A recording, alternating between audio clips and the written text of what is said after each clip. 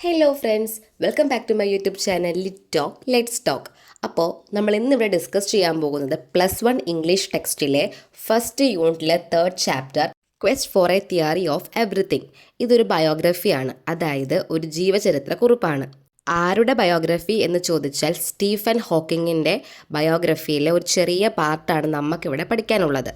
Stephen Hawking എന്ന് പറയുന്ന famous ആയ ഫിസിസ്റ്റിനെ നമുക്കെല്ലാം അറിയാം. നമ്മുടെ ഒരു കാഴ്ചയിൽ അദ്ദേഹം എങ്ങനെയാ ഒരു കസേരയിൽ വയ്യാത്തൊരവസ്ഥയിലാണ് ഇരുന്ന് കണ്ടിട്ടുള്ളത് അല്ലേ?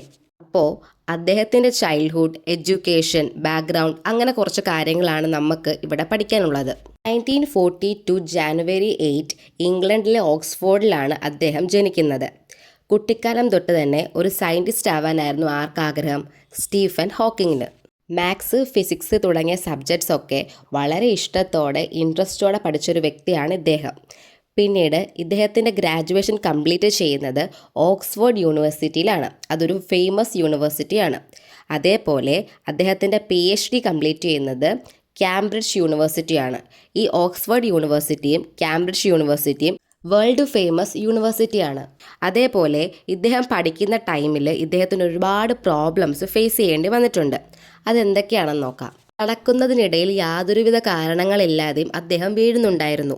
അതേപോലെ ഷൂവിൻ്റെ ടൈ കെട്ടാൻ ഭയങ്കര ബുദ്ധിമുട്ട് അനുഭവപ്പെട്ടിരുന്നു. ഇങ്ങനെ തുടങ്ങി ശാരീരികമായി പലതരം പ്രോബ്ലംസ് അദ്ദേഹം പഠിച്ചുകൊണ്ടിരുന്ന സമയത്ത് അദ്ദേഹത്തിന് ഫേസ് ചെയ്യേണ്ടി വന്നു.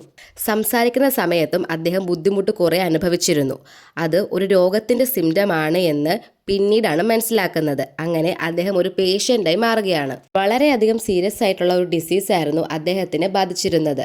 ഇത് ബ്രെയിനെയും സ്പൈനൽ കോഡ്, നട്ടെല്ലിനെയുമാണ് അഫക്റ്റ് ചെയ്തിരുന്നത്. ഈ ഡിസീസിന്റെ നെയിം എന്ന് പറയുന്നത് അമിയോട്രോഫിക് ലാറ്ററൽ സ്ക്ലിറോസിസ് എന്നതായിരുന്നു. പഠിക്കുന്ന ടൈമിൽ ഇങ്ങനെ ഒരു ഡിസീസ് എന്ന് പറയുന്നത് ഹോക്കിങ്ങിന് വളരെ ഷോക്കായൊരു ന്യൂസ് ആയിരുന്നു. ഇൻക്യൂറബിൾ ഡിസീസ്, 2 വർഷത്തിനപ്പുറം ജീവിക്കില്ല എന്നുള്ള ഡോക്ടറിൻ്റെ ചില നിഗമനങ്ങൾ, ഇതെല്ലാം അദ്ദേഹത്തെ വളരെയധികം ഡിപ്രസ് ആക്കിയിരുന്നു.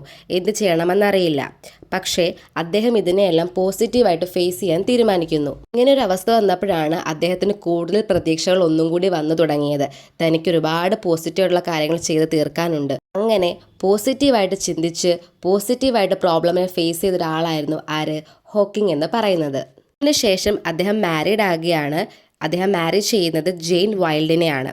ഹോക്കിങ്ങിൻ്റെ വൈഫ് ഹോക്കിങ്ങിൻ്റെ എല്ലാ കാര്യങ്ങളിലും ഭയങ്കര സപ്പോർട്ടീവ് ആയിരുന്നു.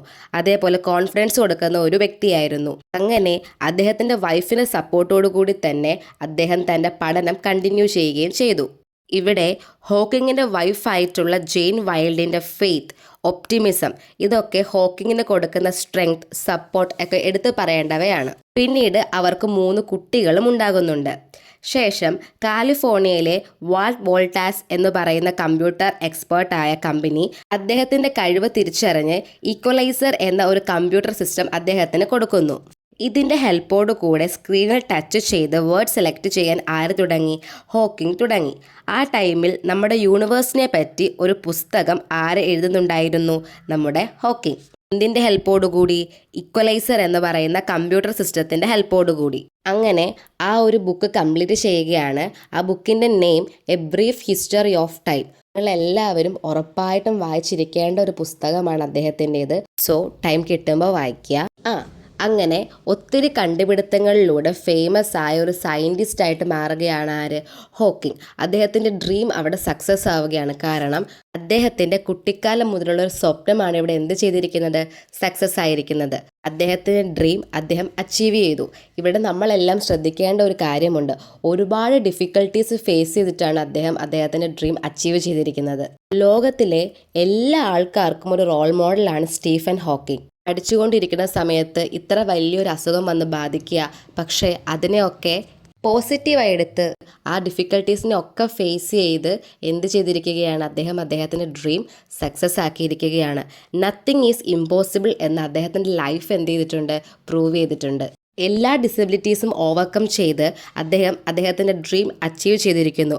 ഒരു ഫേമസ് സയൻറ്റിസ്റ്റ് ആയിട്ട് മാറിയിരിക്കുന്നു. ഒരു യുണീക്ക് പേഴ്സൺ അല്ലേ?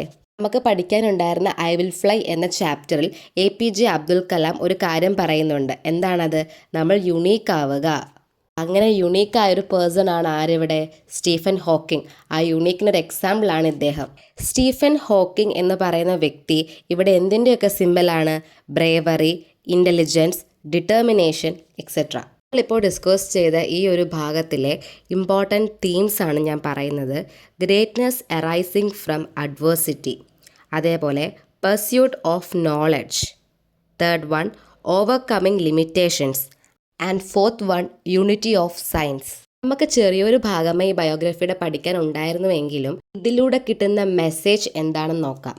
Difficulties in life are not barriers if one has determination and focus. ഒരാൾക്ക് ഡിറ്റർമിനേഷനും ഫോക്കസും ഉണ്ടെങ്കിൽ പിന്നെ നമ്മുടെ ലൈഫിൽ വരുന്ന ഡിഫിക്കൽട്ടീസ് ഒന്നും ഒരു ബാരിയേഴ്സേ ആയിരിക്കില്ല. True dignity comes from intelligence, curiosity and attitude rather than physical ability. Physical എബിലിറ്റിയിൽ നിന്നല്ല, മറിച്ച് ഇൻ്റലിജൻസ്, ക്യൂരിയോസിറ്റി, ആറ്റിറ്റ്യൂഡ്, ഇവിടെ നിന്നാണ് എന്ത് വരുന്നത്? ട്രൂ ഡിഗ്നിറ്റി വരുന്നത്. Science is not just knowledge, it is a quest to understand the mysteries of existence. And finally, Hawking's life tells us, ഹോക്കിങ്ങിൻ്റെ ജീവിതം നമ്മളോട് എന്താണ് പറയുന്നത്? Never give up even when life seems impossible. So അത്രയുള്ളൊരു chapter എന്ന് പറയുന്നത്. ഇനി next chapter നമ്മൾ ഉടനെ അപ്ലോഡ് ചെയ്യുന്നതായിരിക്കും. ഇതിന് മുമ്പുള്ള 2 ചാപ്റ്റേഴ്സ് ഓൾറെഡി അപ്ലോഡ് ആക്കിയിട്ടുണ്ട്. അതേപോലെ ഈ ഓരോ ചാപ്റ്ററിലെ ഇമ്പോർട്ടൻറ്റ് ക്വസ്റ്റ്യൻസ് നമ്മൾ ഉടനെ അപ്ലോഡ് ചെയ്യുന്നതായിരിക്കും. സോ എൻ്റെ ക്ലാസ്സൊക്കെ നിങ്ങൾക്ക് യൂസ്ഫുൾ ആണെങ്കിൽ സബ്സ്ക്രൈബ് ചെയ്യുക, സപ്പോർട്ട് ചെയ്യുക, ഫ്രണ്ട്സിനൊക്കെ ഷെയർ ചെയ്യുക. താങ്ക്